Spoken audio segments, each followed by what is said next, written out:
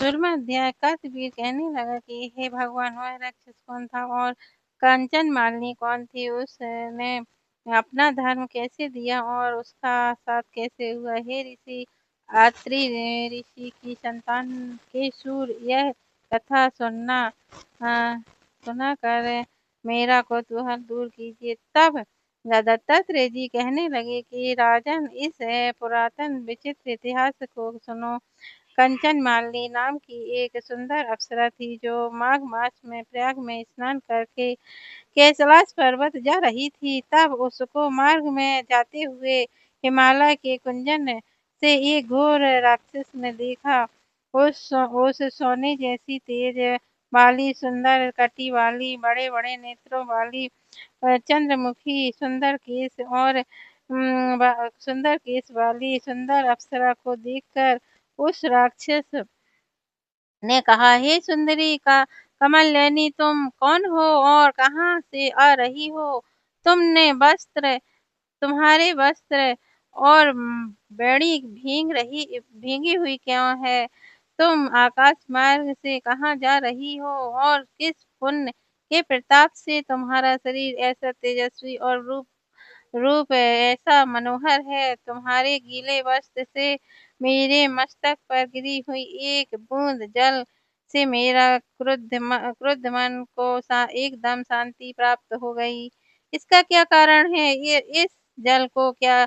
इस जल की क्या महिमा है? तुम बड़ी सील वाली प्रतीत हो रही हो, इसका कारण मुझसे कहिए। अप्सरा ने कहा कि हे राक्षस, सुनो, मैं काम रूपिणी अप्सरा हूँ। मैं प्रयाग में संगम में स्नान करके आ रही हूँ, इसलिए इसी से मेरे वस्त्र भीगे हैं। अब कैलाश पर जा रही हूँ, जहाँ पर श्री शिव जी निवास करते हैं। त्रिवेणी के जल से मेरी सब क्रूरता दूर हो गई, जिसके पुण्य के प्रभाव से मैं इतनी सुंदर और पार्वती जी की प्रिय सखी हुई। और आश्चर्य देने वाला उदाहरण मुझसे ब्रह्मा जी ने कहा था, सो सुनो। मैं कलिंग देश के राजा की वेश्या थी। रूप, लावण्य और सुंदरता में अपूर्ण थी। मेरी सुंदरता पर सारा संसार मोहित था और मैंने अनेकों प्रकार के भोग भोगे। अनेक प्रकार के वस्त्र और आभूषण की घर में कई कोई कमी नहीं थी। कई कामी पुरुष अप्सरा आपस में स्पर्धा से ही मृत्यु को प्राप्त हो गए।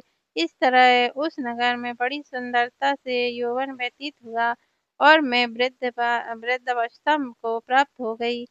तब मेरे मन में विचार उत्पन्न हुआ कि मैंने अपनी सारी आयु पापों में ही व्यतीत कर दी। धर्म का कोई कार्य, दान, तप, यज्ञ आदि नहीं किए। शिव या दुर्गा जी की आराधना नहीं की, न कभी भगवान विष्णु जी का पूजन किया। इस प्रकार अशांत चित्त में मैंने एक ब्राह्मण की शरण ली, जो वेदों का ज्ञाता और ब्रह्मनिष्ठ था। मैंने उससे पूछा कि मेरा उद्धार किस प्रकार हो सकता है? महाराज, साधु सज्जन, अच्छे और बुरे सभी पर दया करते हैं, इसलिए मुझे दा, दीन पर दया कीजिए, कृपा कीजिए। ये करके मुझ कीचड़ में डूबी हुई को पकड़ कर उभारिए। क्षीर सागर क्या हंस को ही दूध देता है, बगुला को नहीं देता?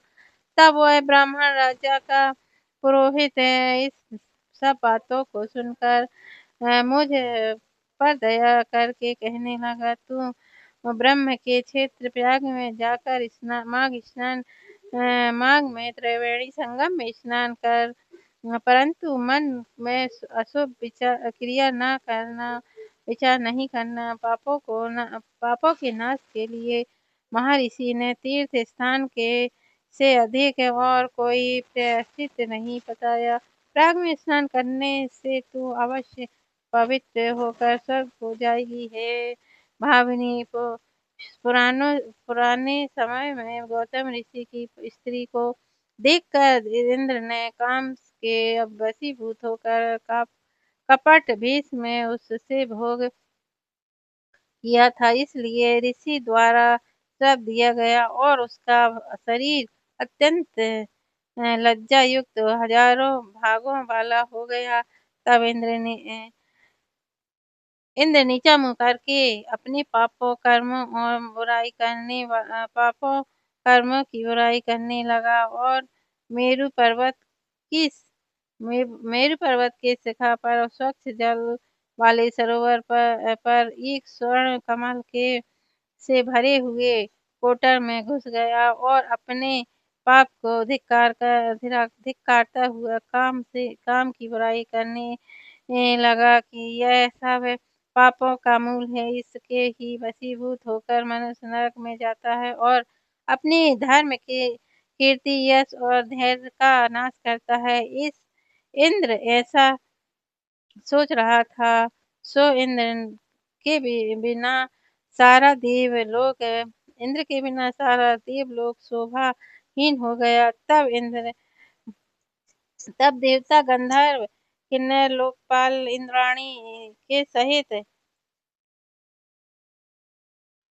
बृहस्पति जी से जाकर पूछने लगे कि महाराज, इंद्र के न रहने से स्वर्ग ऐसा शोभाहीन हो गया जैसे सतपुत्र के बिना श्रेष्ठ कुल। इसलिए स्वर्ग की शोभा के लिए कोई क्रिया सोचिए। इस विषय में देर नहीं करनी चाहिए। तब बृहस्पति जी कहने लगे कि इंद्र ने बिना सोचे विचारे जो कर्म किया है उसका फल भोग रहा है। सो हुआ है, कहाँ है, मैं यह सब जानता हूँ। फिर गुरुजी ने सबको साथ लेकर स्वर्ग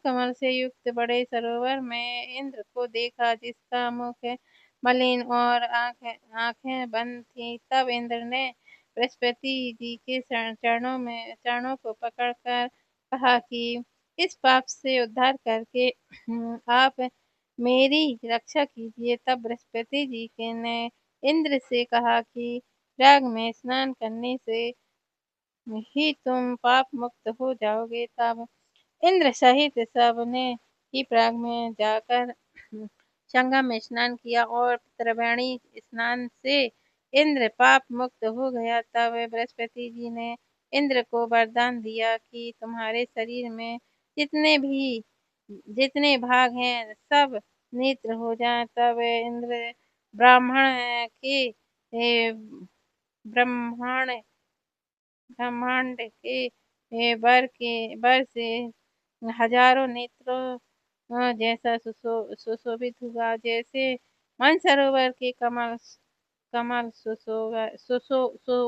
शोभायमान होता है। कथा संपन्न हुई। श्रीमन नारायण हरि हरि, श्रीमन नारायण।